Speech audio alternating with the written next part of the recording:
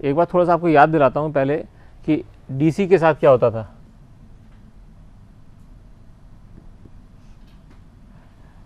आपको याद होगा कि अपन ने डीसी के अंदर पढ़ा था, ये डीसी कैसे बताना ज़रूरी है कि इससे एसी को समझने में मदद मिलेगी।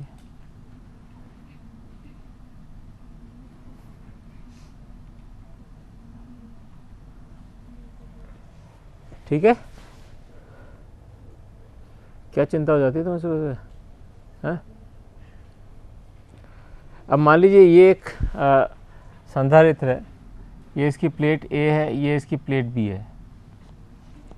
अभी चार्ज नहीं है, बिल्कुल बिना चार्ज करे। अब हमने इसका स्विच ऑन करा, यानी इसको जोड़ दिया। ठीक है, स्विच ऑन कर दिया। स्विच ऑन करते ही क्या होगा? करंट बहेगा।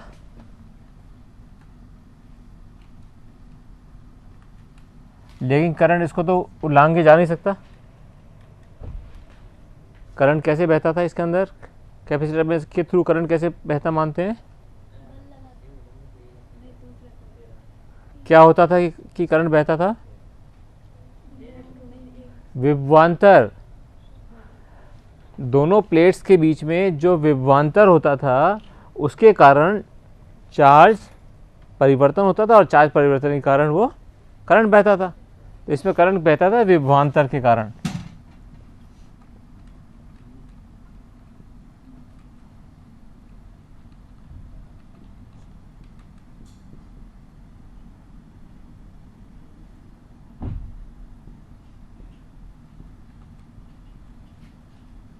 ओके, अब यहाँ से पॉजिटिव चार्ज निकले, पॉजिटिव करंट बहना शुरू हुआ। जब ये यहाँ पे पहुँच रहा है, यहाँ प्लेट पे पहुँचा करंट, इसका मतलब क्या हुआ कि यहाँ से इलेक्ट्रॉन निकल के जा रहे होंगे।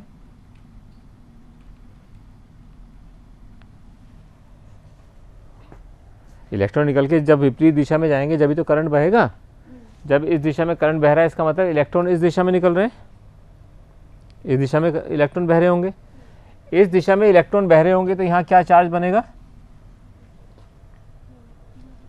पहला सबसे पहले सीखा था ना कि कोई भी पॉजिटिव नेगेटिव चार्ज केवल इलेक्ट्रॉन की संख्या पे आधारित होता है। अगर कहीं इलेक्ट्रॉन की संख्या बढ़ती है तो वो नेगेटिव चार्ज होता है। अगर इलेक्ट्रॉन्स की संख्या कम होती चली जाती है तो हम कहते हैं कि वहाँ पर धनात्मक चार्ज पैदा हो रहा है। ये सीखा था अपन ने, इतनी बार इसको मैंने कहा कि आपको दोहराया था। जब इसका मतलब यहाँ पे इलेक्ट्रॉन यानी कि नेगेटिव चार्ज कम हो रहा है, तो अपन अगर एक सर्किल ले लें जिसके अंदर के इलेक्ट्रॉन्स बह रहे होते हैं, तो यहाँ मान लो इलेक्ट्रॉन था, एक यहाँ इलेक्ट्रॉन था, तो ये वाला इलेक्ट्रॉन भाग गया, तो यहाँ क्या बचता है? होल। इसको अपन कहते थे पॉजिटिव। तो जब ये इलेक्ट्रॉन इधर जा रहा है तो इसका मतलब यहाँ पर पॉजिटिव चार्ज बनता चला जा रहा है। अब चूंकि यहाँ पे पॉजिटिव चार्ज है तो यहाँ क्या चार्ज बनेगा? नेगेटिव चार्ज बन जाएगा।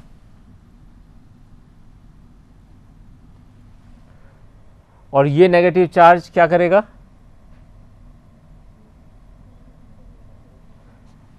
यहां से ये आपका ये वाला करंट किस दिशा में बह रहा है?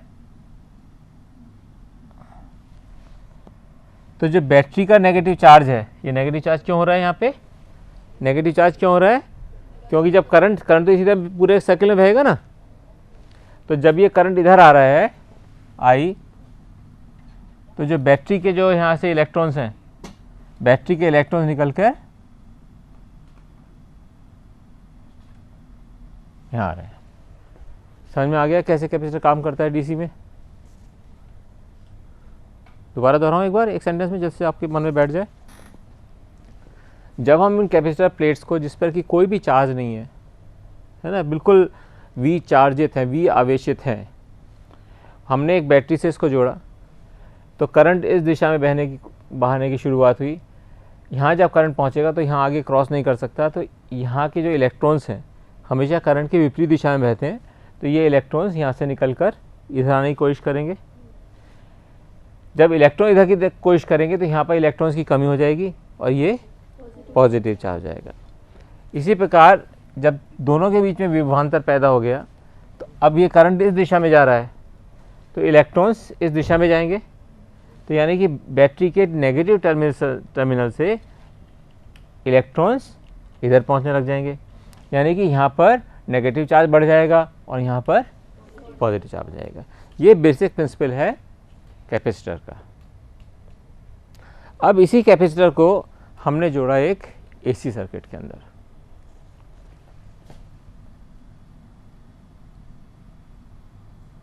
अब एसी में जोड़ दिया इसको,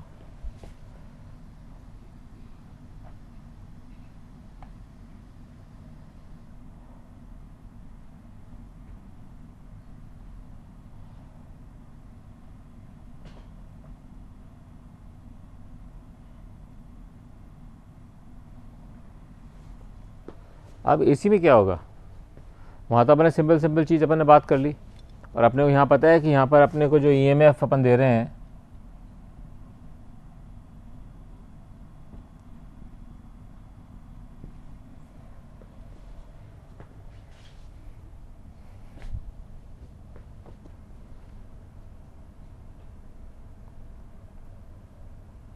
इसका क्या सिद्धांत होगा, सोच के सोचो।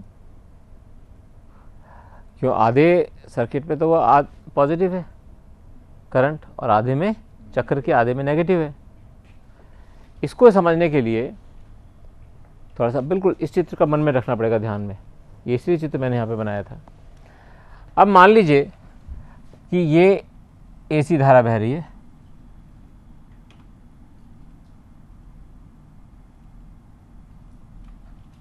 अभी अपन ये जान नहीं रहे करंट कहाँ बह रहा है, कैसे बह रहा है, इसके बारे में बात नहीं कर रहे, अपन केवल एसी का ईएमएफ का जो डायग्राम बनाते हैं अपन उसी को बना दिया। और Q की क्या होता है, Q याद है आपको, Q इजिकल टू CV होता है।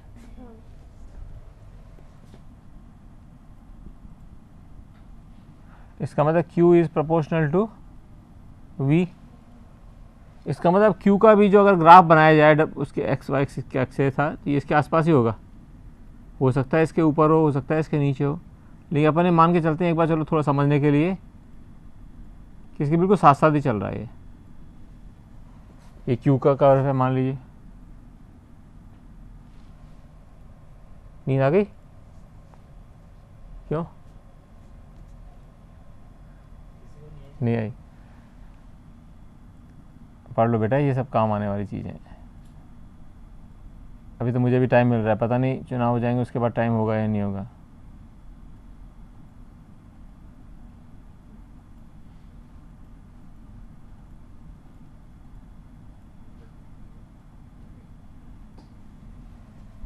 ओके, यहाँ क्या हो रहा है, यहाँ हमने देखा कि जब ईएमएफ बढ़ रहा है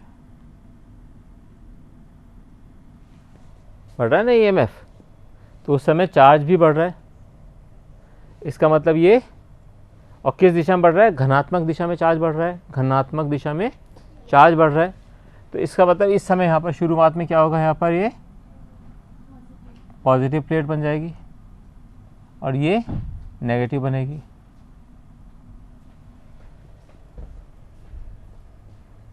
ठीक है, अब ये जब पूरा चार्ज हो गया, पूरा चार्ज होने का क्या मतलब होता है, जबकि इन दोनों प्लेट्स के बीच में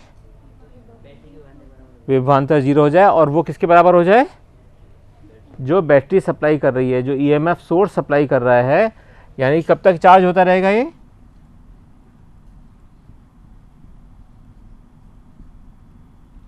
तब तक आवेशित होगा, क्योंकि कब बहता है करंट, कब तक बहता रहता है, जब तक कि दोनों में विभवांतर होता है। अगर विभवांतर समाप्त हो जाएगा तो करंट बहना बंद हो जाएगा और आवेश होना बंद हो जाएगा। तब तक आवेश, क्या लिख रहा था मैं, एकत्रित होगा जब तक कि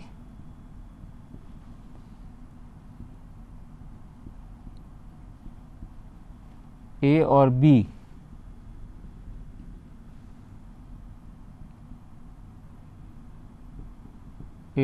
के मध्य विभवांतर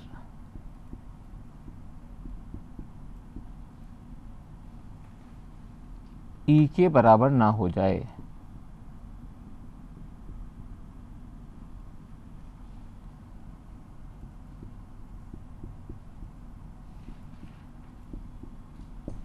इसका सीधा सीधा मतलब है कि ये जब तक चार्ज होता जाएगा जब तक कि दोनों के बीच में विभवांतर रहेगा।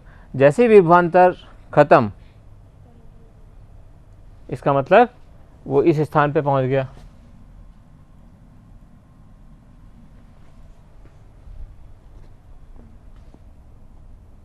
ठीक है, अब जब इस जगह पहुंच गया तो अब इसका ईएमएफ कम होना शुरू हो जाएगा। क्यों? क्योंकि वो डिस्चार्ज होना शुरू हो जाएगा इस पॉइंट पर, यानी इसको x को मान लें x। जब पूरा चार्ज हो गया, यहाँ पर ईएमएफ का स्रोत लगा हुआ है, तो अब ये क्या करेगा, अपने आप को डिस्चार्ज करना शुरू करेगा। यानी कि अब बिना बैटरी से करंट लिए या ईएमएफ लिए वो अपने चार्ज को डिस्चार्ज करेगा, जिससे कि डिस्चार्ज करंट बहेगा। हम कहते हैं ना कैपेसिटर के अंदर की इकट्ठा करके रखते हैं चार्ज, और फिर धीरे धीरे धीरे धीरे वो डिस्चार्ज होता रहता है, यानी कि धीरे धीरे उसके अंदर करंट बहता रहता है। तो हम ये क्या कहना चाह रहे हैं कि इस बिंदु के बाद अब ये डिस्चार्ज होना शुरू हो गया। डिस्चार्ज शुरू होने का क्या मतलब हुआ? डिस्चार्ज शुरू होने का मतलब क्या हुआ कि वापस, यानी कि वापस ईएमएफ, यहाँ पे देखो ये डिस्चार्ज कम हो रहा है ना, अब ये डिस्चार्ज होने का मतलब चार्ज कम होता जा रहा है। इस चित्र को देखो, ये चार्ज कम होता जा रहा है क्योंकि ये चार्ज का अपन ने ग्राफ बनाया ये वाला। तो डिस्चार्ज का मतलब ये इसके अंदर कम होता चला जा रहा है। अर्थात हम यूँ कह सकते हैं सरल भाषा में इसको समझने के लिए कि इसकी हाफ साइकिल, यानी कि हाफ साइकिल के चौथाई हिस्से, मतलब हाफ साइकिल के आधे हिस्से, मतलब चौथाई में T/4 में, तो ये हो रहा था चार्ज। ठीक है, और इसके बाकी जो T/4 है उसके अंदर हो रहा है ये डिस्चार्ज।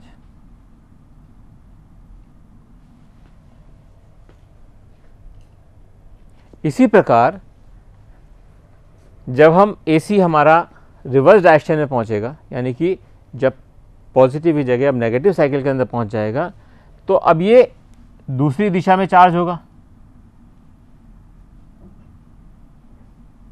अब ये जो हमारा संधारित्र है इस दिशा में चार्ज होगा, और जब ये पूरा चार्ज हो जाएगा इसका मतलब दोनों का विभवांतर बराबर है, और उसके बाद वो डिस्चार्ज होना शुरू हो जाएगा।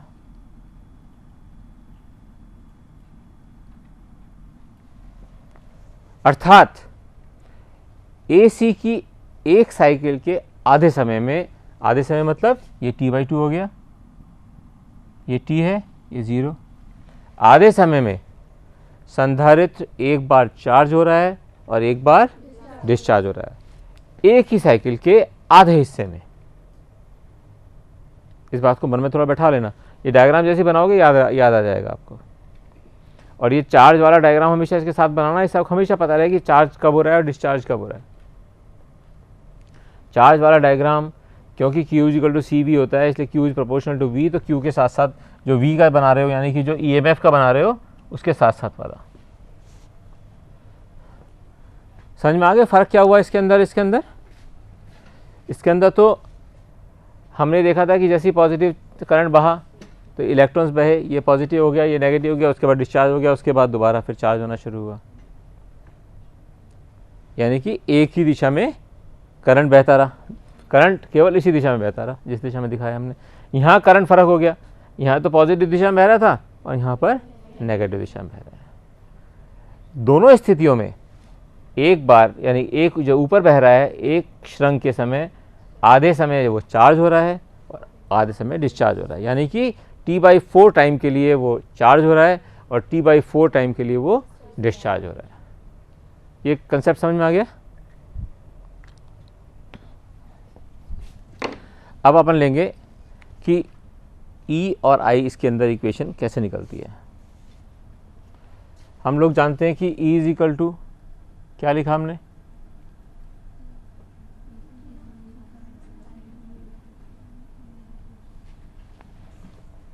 वो अपने वहाँ लिख ही रखा था कि स्रोत का ईएमएफ है।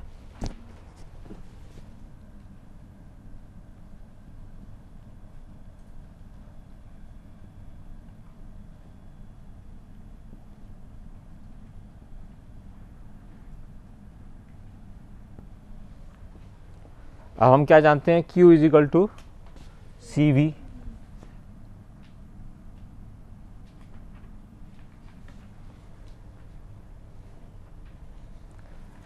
अब आप बता सकते हो V क्या होता है। V इज इक्वल टू, क्या परिभाषा बताओ, V की परिभाषा कोई बच्चा बताएगा मेरे को अभी। What is V? V किसी आवेश को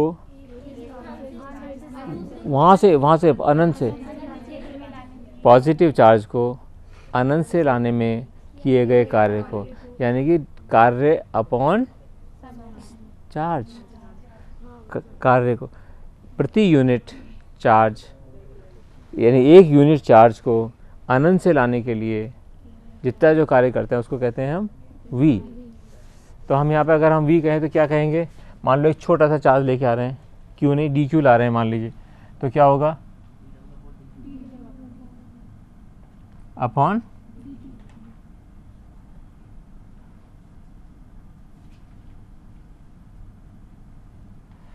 ये चीज़ किसी बच्चे को नहीं समझ में आई है तो मुझसे अभी पूछ लो, क्योंकि यही सारे समय अपन अब जो काम करने जा रहे हैं वो इसी में करेंगे। अगर ये E है तो हम I क्या लिख सकते हैं, I क्या होता है, चार्ज के हिसाब से बताओ I क्या होता है, क्योंकि अब चार्ज की बात कर रहे हैं इसमें अपन। I is equal to D Q by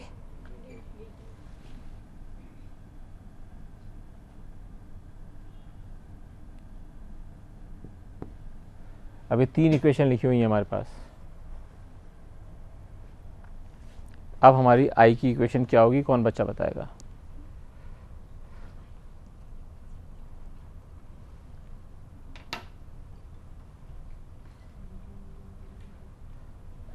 जल्दी से बताओ, सोच के, ऐसा इसमें देर मत लगाओ। अगर हम इसको यूज़ करें इस वाली इक्वेशन को यहाँ पर, तो क्या होगा, सी वी की जगह क्या लिखा जाएगा, सी, और वी क्या है यहाँ पर, E0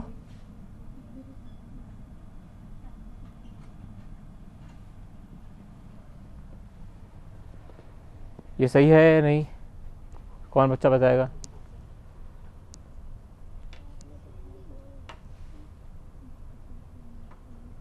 इसलिए डी क्यू क्या हो गया,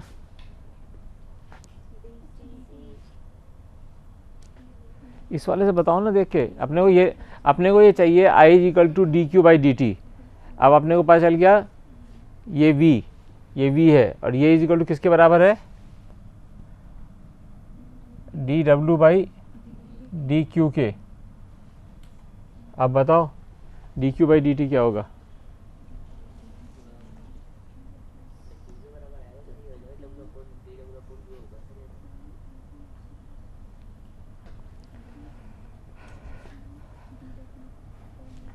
इसको दोबारा डीसी का मुझे पढ़ाना पड़ेगा सारा, नहीं आप तो एसी का पढ़ लो, ज़्यादा अच्छा रहेगा। डीसी का मुझसे मत पढ़वाओ दोबारा। अपने को ये निकालना है आई निकालना है। ये दिया हुआ है ई, यानी कि ईएमएफ दिया हुआ है, अपने को आई निकालना है। निकाल के दिखाओ। ये मान लो कि क्वेश्चन है, ये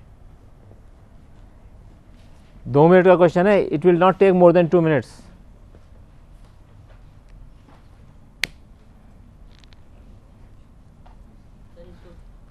Q is equal to C V है ना, Q इज इक्वल टू ये हो गया, तो अब डी क्यू क्या होगा, अब ये डी क्यू क्या हो जाएगा, करो इसको करके दिखाओ मुझे। I is equal to D Q by D T है, और डी क्यू क्या हुआ, डी क्यू क्या लिखा अपन ने, Q is equal to C V, ये लिखा हुआ है, लिखा है क्या यार,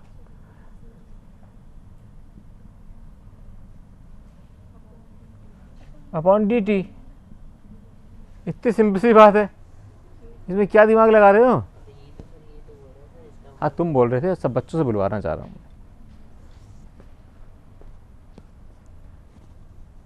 अब क्या हुआ, अब डी बाई डी टी इसका निकालेंगे तो क्या होगा, सी तो कांस्टेंट है, तो क्या हो गया D by D T of E zero sign omega T.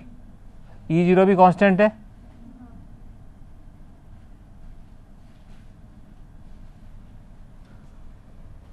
इसका डिफ्रेंशिएशन कर दो, ई ज़ीरो सी क्या होगा ओमेगा कॉस ओमेगा टी,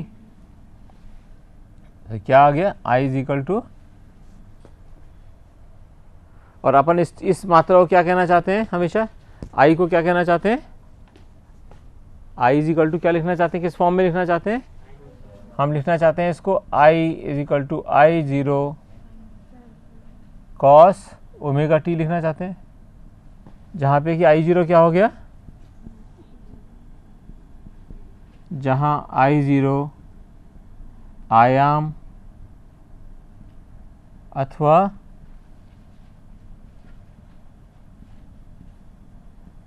आई का उच्चतम मान,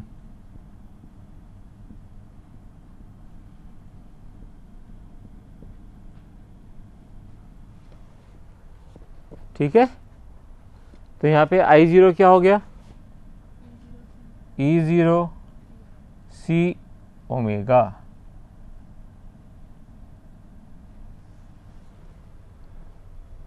है इंपॉर्टेंट बात ये।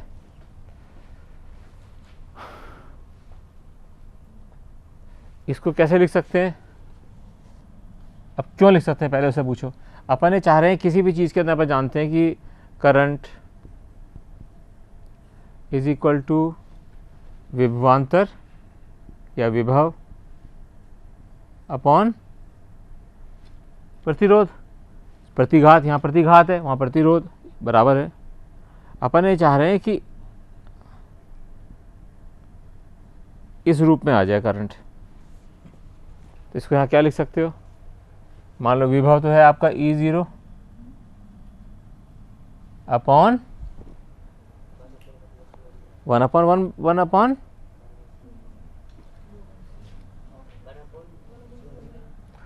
इसको अपन लिख सकते हैं 1 अपॉन सी ओमेगा, लिख सकते हैं।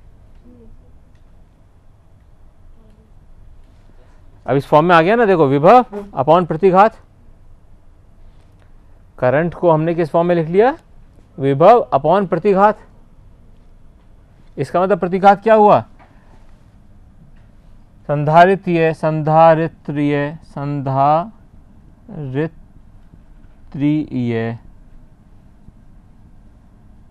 प्रतिघात क्या होगा बताओ। अपन ये किसी को लिखा ना, करंट इज इक्वल टू विभव और प्रतिघात, तो संधारित्रीय प्रतिघात क्या होगा 1 अपॉन सी ओमेगा।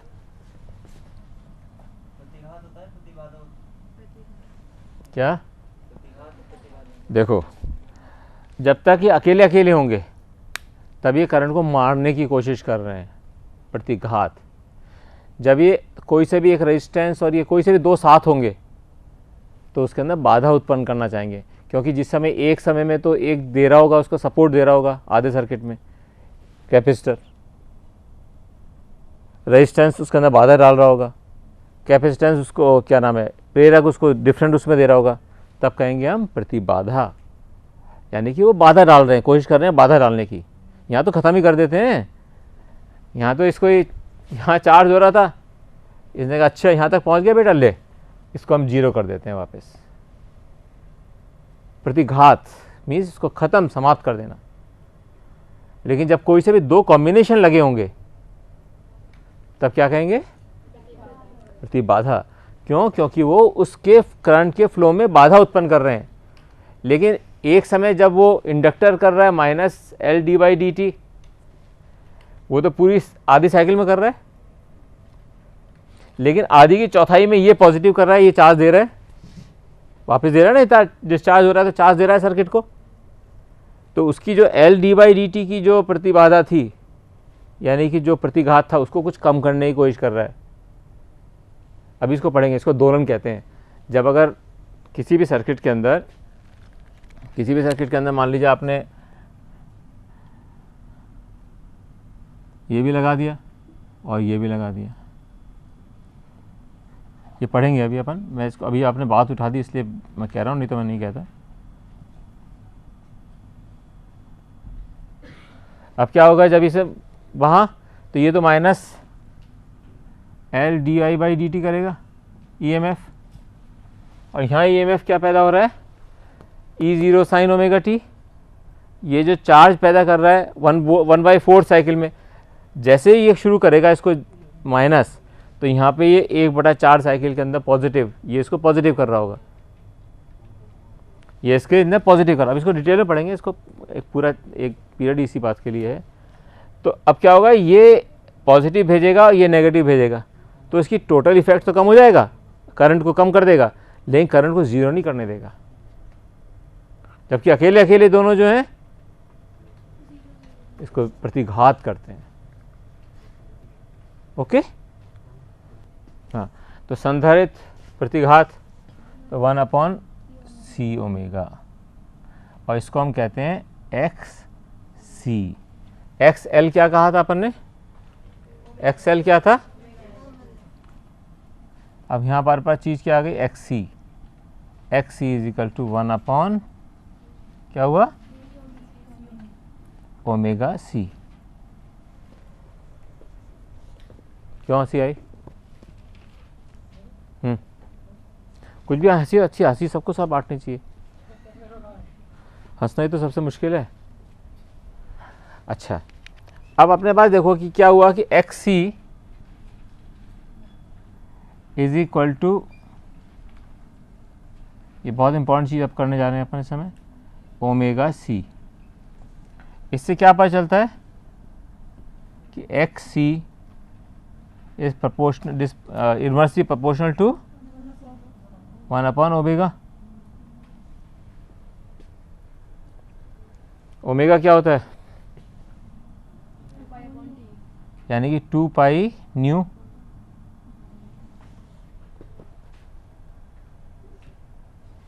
अब AC के लिए, AC में अगर न्यू ज़ीरो हो जाता है, AC के लिए क्या है, यूँ लिखो XC is inversely proportional to 1/ nu. जैसे जैसे न्यू फ्रीक्वेंसी उसकी बढ़ती जाएगी, वैसे वैसे XC कम होता जाएगा। XC क्या है, जो रेजिस्टेंस है, यानी कि उसका रेजिस्टेंस कम होता जाएगा। क्या करेगा वो, उसको बहने देगा।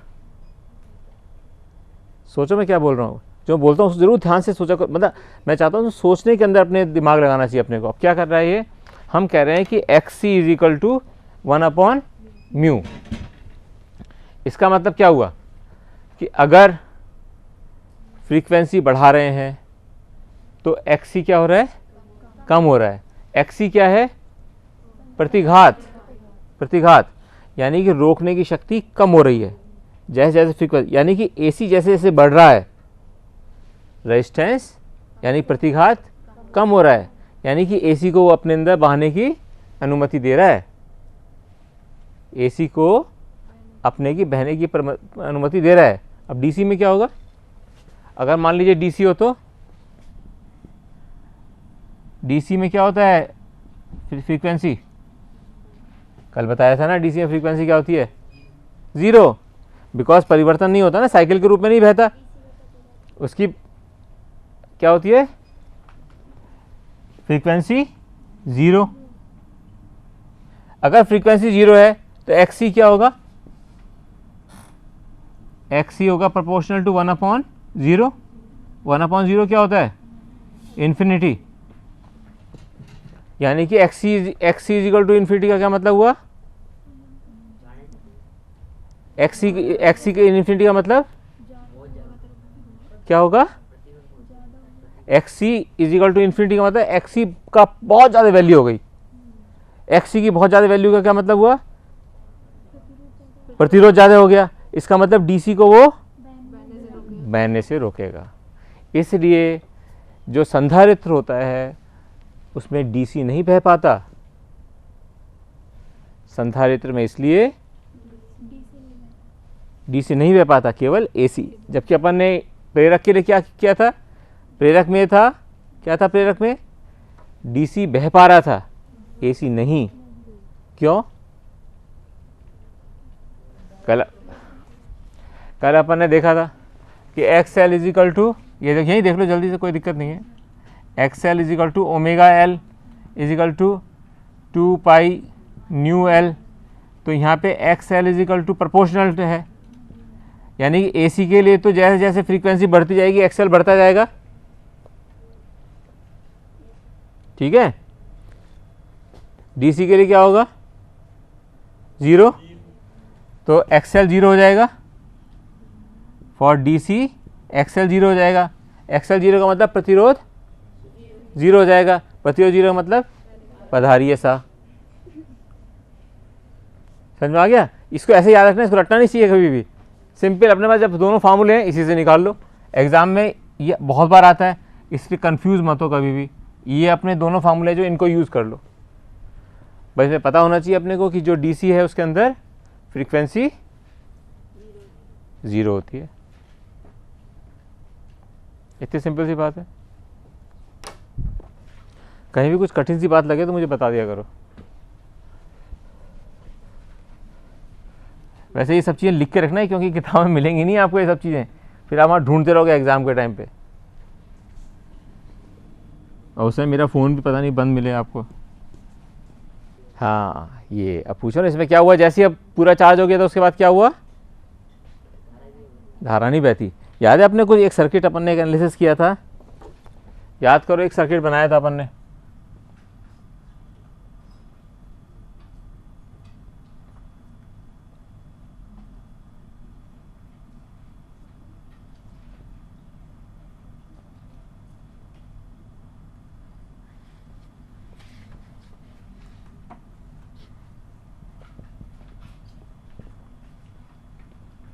अपन ने क्या कहा था कि जब ये पूरा चार्ज हो जाएगा तो करंट नहीं बहेगा, इसलिए ये मान के चलो कि इस सर्किट में ये,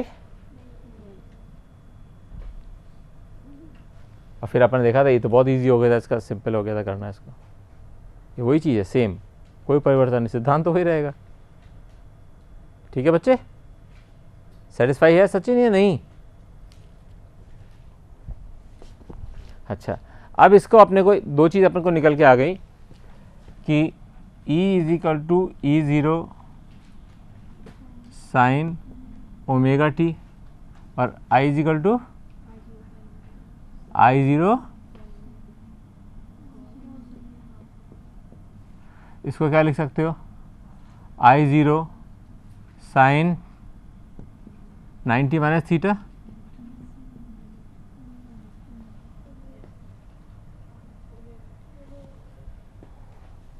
बताओ क्या लिख सकते हैं, कौन बच्चा बताएगा?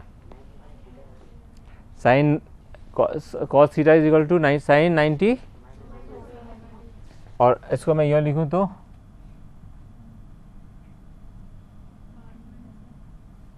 क्या है? बोलो बच्चे, बोलो बोलो, क्या गलत कर रहा हूँ? सही क्यों सही है? इसलिए सही है बच्चे,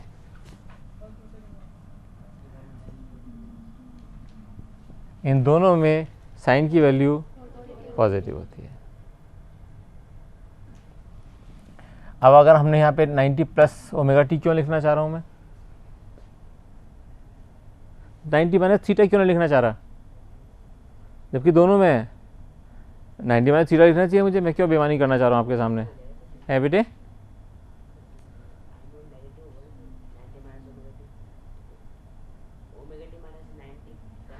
देखो, अगर मैं इसको लिखता यहाँ पे 90 माइनस थीटा तो क्या होता, साइन 90 माइनस थीटा यानी कि ओमेगा टी, जबकि मैं तो ओमेगा टी से निकालना चाह रहा हूँ ना फेज डिफरेंस, तो मैं इसको माइनस करता, साइन माइनस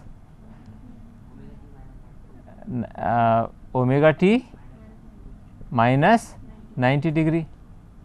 तो ये क्या आता, sine minus theta is equal to minus sine theta.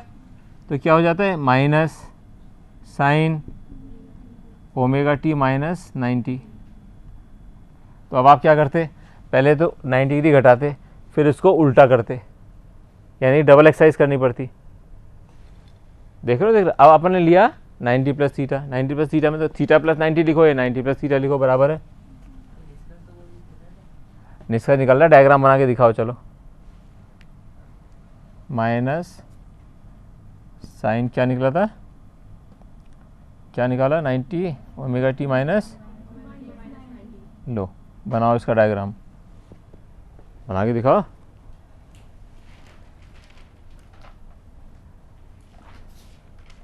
इससे बनाना ई के रेफरेंस में। मान लो कि अपन ने क्या सीखा था कि सबसे पहले हम बनाते हैं ई, बनाया हमने, ये लीजिए ये ई बना दिया, ये है ओमेगा टी, यानी इस डायरेक्शन में ये। अब बताना बेटा minus sine omega T minus theta बना जरा, याद आ जाएंगे बहुत सारे बुजुर्ग। बनाओ बनाओ, पहले तो 90 माइनस, पहले तो ओमेगा में से, ओमेगा टी में से 90 घटाओगे, फिर उसको माइनस एंगल में ले जाओगे। करके देखो, बनाओ बनाओ, कर सकते हो, आंसर सेम आएगा, लेकिन कितनी मेहनत करनी पड़ रही है। करो करो करो, देखो करके देखो क्या आंसर है, हैं? क्या दिखाओ तुम्हारा क्या आया। ये नीचे वाला minus sine omega T minus 90 theta कैसे बनाया।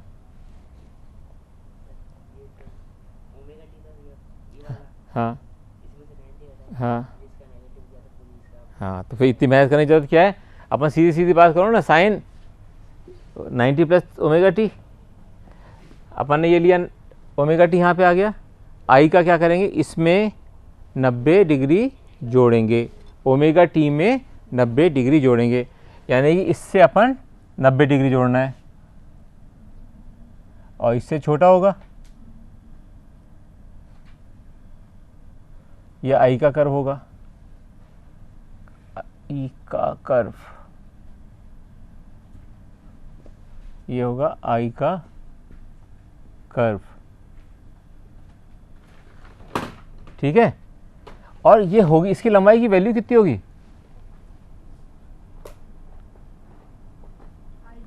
यस, क्योंकि उस सर्किल का हिस्सा है,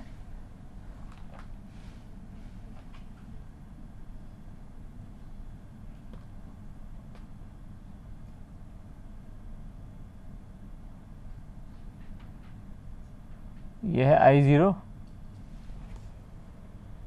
ठीक है। अपन ने सीखा था ना, सीखा था फेजर डायग्राम। इसका अगर हम फेजर डायग्राम बनाएंगे तो कैसे बनाएंगे, अगर इसका वैसा वाला फेजर डायग्राम बनाना, ये तो अपन ने छोटा वाला बना दिया, कल कहा था ना मैंने छोटा बना देते हैं, इससे इजी रहता है। अदरवाइज क्या होता, एक तो इस रेडियस का होता, एक इससे बड़े वाले रेडियस का होता। क्या सीखा था हमने, इसको हम ले गए यहाँ पर, इसको यहाँ पे क्रॉस किया,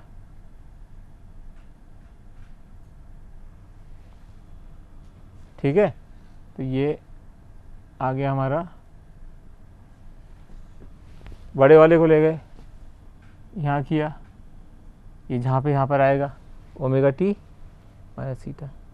समझ मेरी बात आई। इसलिए इस वाले डायग्राम को, ये सिंप्लीफाइड है, अब बड़ा बड़ा सर्किल बनाओगे बाद में एग्जाम में जरूर कंफ्यूजन होगा। अपन ने कल इसलिए सीखा था कि अपन ये शॉर्ट मेथड अपनाएंगे। तो यहाँ पर ये तो है, इसकी वैल्यू कितनी है,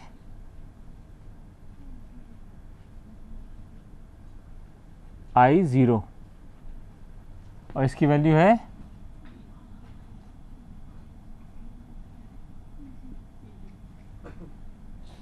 इसका, अगर वर्टिकल एक्सिस पे करेंगे तो क्या वैल्यू आ जाएगी, इसकी आएगी I0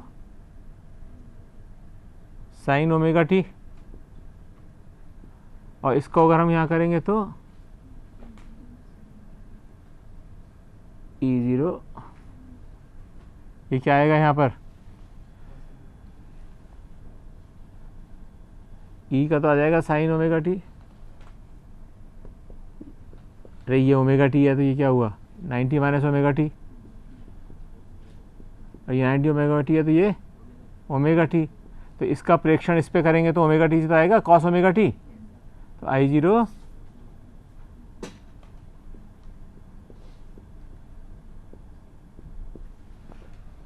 ये बात समझ में आ गई या नहीं आ गई? नहीं बच्चों किसी को भी नहीं आई तो मुझसे पूछ ले।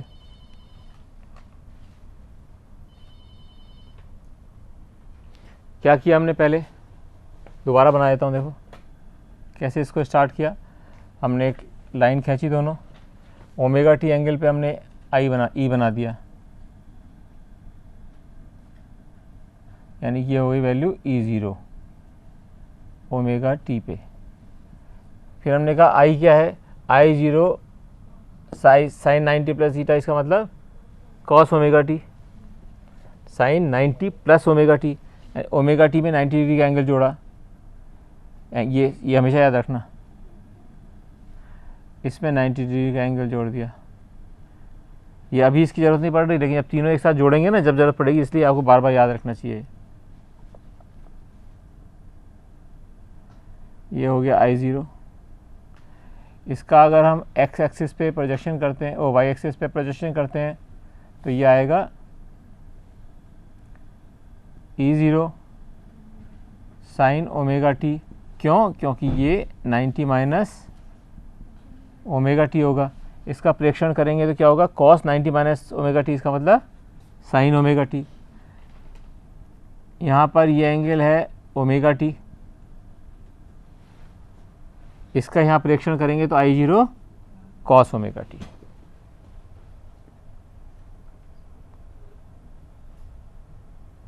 तो दोनों में अंतर याद आ गया। पहले वाले में क्या अपना कैसा डायग्राम बनाया था अपन ने, जब हम उसकी प्रेरक की बात कर रहे थे आई, उसके बाद क्या था, इसमें से 90 डिग्री घटाया था, तो इसमें से हमने 90 डिग्री घटाया था, ये रहा।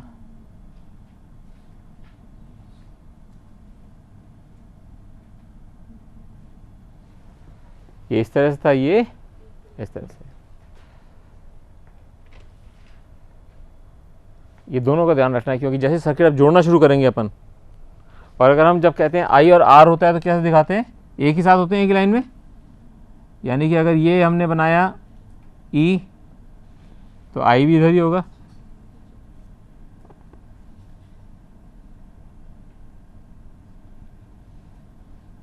ये हो गया केवल रेजिस्टेंस के लिए, ये हो गया हमारा इंडक्टेंस के लिए,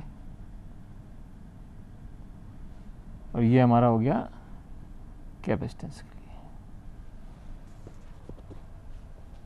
ओके, किसी को बच्चे को कहीं भी कोई, ये तीनों एक ही पेज पे बना लेना डायग्राम, ये और ये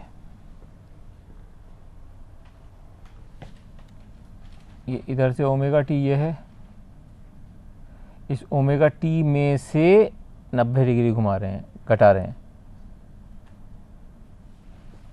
इस ओमेगा टी में से 90 डिग्री यहाँ से घुमा रहे हैं। जो ओमेगा टी एंगल पे लाइन है उसमें से 90 डिग्री घुमा रहे हैं, इस पे से नहीं, ओमेगा टी में से 90 डिग्री जोड़ रहे हैं या घटा रहे हैं। इसी प्रकार ये जो 90 डिग्री पे ओमेगा टी पे थी, इस पे 90 डिग्री जोड़ रहे हैं। ये तीनों डायग्राम साथ साथ अपने को आने चाहिए। कल अपन पढ़ेंगे, क्या पढ़ेंगे, नहीं इसका एक डायग्राम और बता देता हूँ, क्यों वो भी कल काम आएगा। वैसे तो बना चुका हूँ मैं वो डायग्राम वहाँ पे, लेकिन इसको याद करने के लिए आपको इस 3 डायग्राम के साथ वो डायग्राम भी लिख लेना। इसका मतलब यहाँ क्या हुआ, आई हमेशा ई से आगे चल रहा है, आई ई से आगे चल रहा है। तो इसको अगर डायग्राम के रूप में बनाए तो कैसे बनेगा,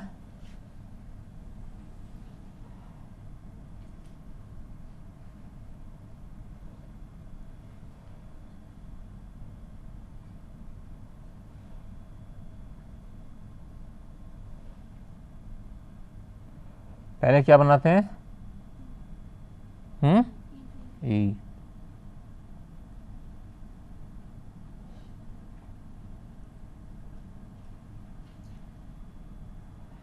ये तो ई का डायग्राम हो गया। आई का कैसे बनेगा,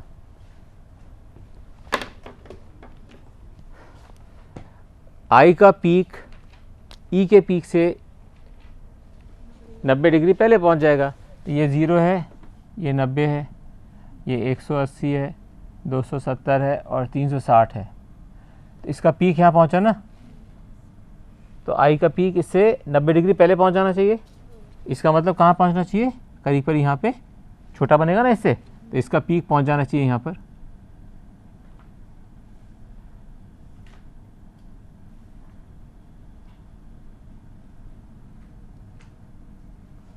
सिंपल।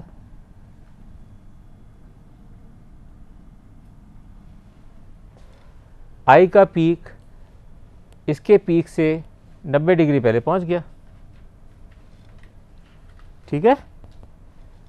आई का पीक ई के पीक से 90 डिग्री पहले पहुंचा, ये इससे दिख रहा है, ठीक है।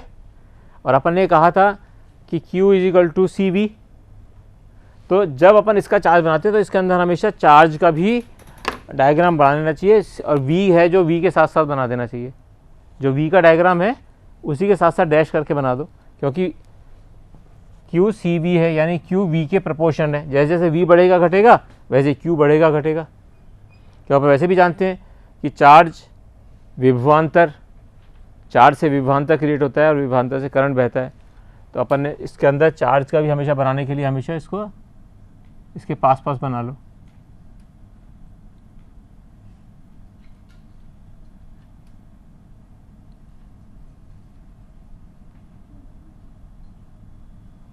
ये कहलाता है चार्ज का कर्व। इसको देखते पता जाएगा आपको। पहले यहाँ पे चार्ज बढ़ रहा है, जबकि EMF बढ़ रहा है, लेकिन करंट कम हो रहा है। यहाँ पर करंट 0 हो गया, यहाँ पे करंट 0 हो गया क्योंकि फुल्ली चार्ज हो गया। अब उसके बाद ये कम होने लग गया। जैसे डिस्चार्ज हो गया उसके बाद क्या हुआ, इसका मतलब इसका आई का क्या हुआ, करंट दूसरे दिशा में बहने लग गया था। इसका मतलब करंट साइकिल की दूसरी दिशा में बहने लग गया है। तो दूसरी दिशा में बहने लगा, इसका मतलब ये डिस्चार्ज हुआ और दूसरी दिशा में इसको चार्ज होना शुरू हो गया। इसको हमेशा 4 खाने बना के देखना है, इसको हमेशा समझने में ईजी रहेगा। इससे 4 खाने बनाते हैं, इसको हमेशा इसको यूँ भी लिख लो तो कोई बुरी बात नहीं, यूँ बना लिया करो।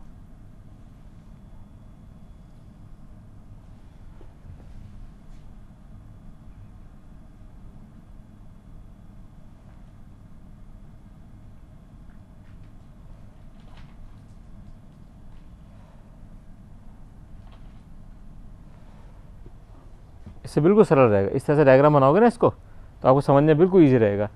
चार्ज फिर डिस्चार्ज हुआ, करंट ऐसे हो रहा है, ठीक है। इसमें आई का जो ग्राफ है सर, इसमें ई नोट से ज़्यादा नहीं होगा क्या बेटे, ई के मान से ज़्यादा नहीं होगा आई का मान से। ई के मान से ज़्यादा आई कैसे हो सकता है, ई कभी भी नहीं हो सकता। क्यों, आई का जो कर्व होगा, आपको बताया था V = IR, तो I = V/R। यहाँ पे R नहीं है, R की जगह यहाँ पे क्या है, XC है। तो I में से I में अगर XC का भाग दोगे, I में अगर XC का भाग दोगे तो कम वैल्यू आएगी, इसलिए ये हमेशा कम आएगा। हाँ तो हाँ अपन ने निकाला ना, XC कहाँ गया, XC = 1/ωc, XC = 1/ωc। अब C की वैल्यू क्या होती है, माइक्रो में। समझ में आ गई बात, 10⁻⁻, इसलिए वो ऊपर जाएगा, प्लस